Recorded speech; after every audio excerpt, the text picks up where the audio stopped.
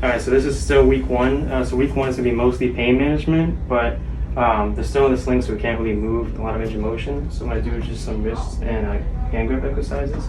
So while they're still in the sling, you can just have them squeeze the ball. And we'll do this for about 10-15 reps. This is just to activate the muscles in the hand while we still can't activate anything else because it's still only week one of the surgery.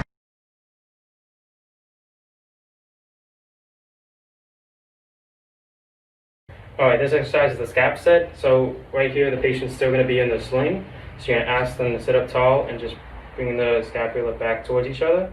Hold this for about 5 to 10 seconds and then relax. All right, for this exercise, we have the patient doing supination and pronation. So while the patient is still in the sling, you're going to ask them to go into supination and then back to neutral and back in supination, back to neutral. Good, relax.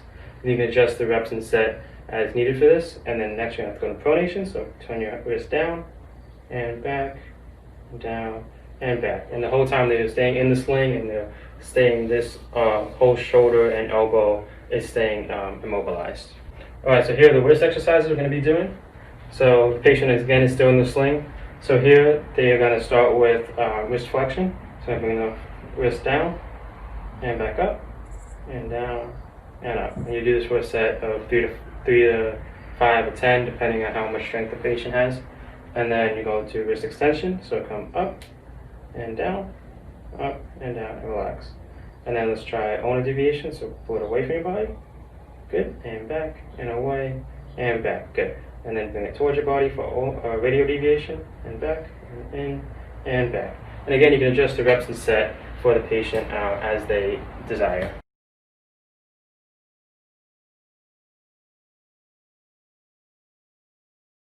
All right, this exercise is the scap cue.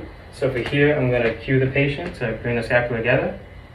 And then I'm cueing them to bring it up and down and together and up and down and together and relax. And you can do this for time, you can do this for reps, kind of adjust how the patient needs it. All right, so to advance this exercise, we're going to add weight to it. So the patients also want to hold the arm as we did last time, and they're just going to bring the arm over and back. I do this for a set amount of reps, and then you can increase as needed. And relax, and then I'm going to do supination. So you start here, and then open up, and back. Good. Alright, so in this phase, we're going to progress it to adding weight. So first, we'll have the patient do wrist flexion. Yep.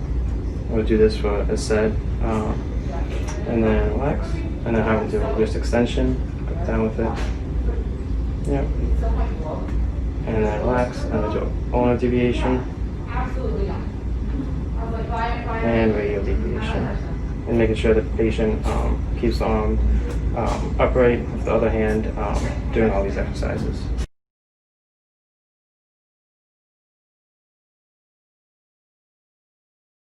All right, so this exercise is going to be the scap resistance. So it's similar to the scap cue, but instead of just cueing the patient, I'm actually adding resistance when they move. So bring them together, and my hands are just adding some resistance. I bring it up and down and together and relax. And this is a very light amount of resistance just to challenge them a little bit more in this exercise. All right, so in week 4, we're going to progress to some isometric exercises. So you can have the patient against the wall and place the ball here. So first we do isometric abduction. So I'm going to just push against the wall with the arm, and they can still keep the arm somewhat close to them, just push against the wall. And hold this for about 5 to 10 seconds and then progress as needed. And the next one to do extension. So they're going to face away, push their shoulder back into the ball. And again, same thing, 5 to 10 seconds, hold, and then relax. And I'm going to do shoulder flexion. So face the wall. There you go. And then again, hold and progress as needed. And then the last one will do external rotation. I'm going to place it here. And then patient does this. There you go. And relax.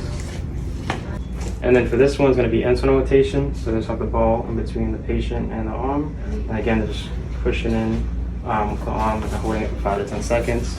And then relaxing. And then you progress as needed.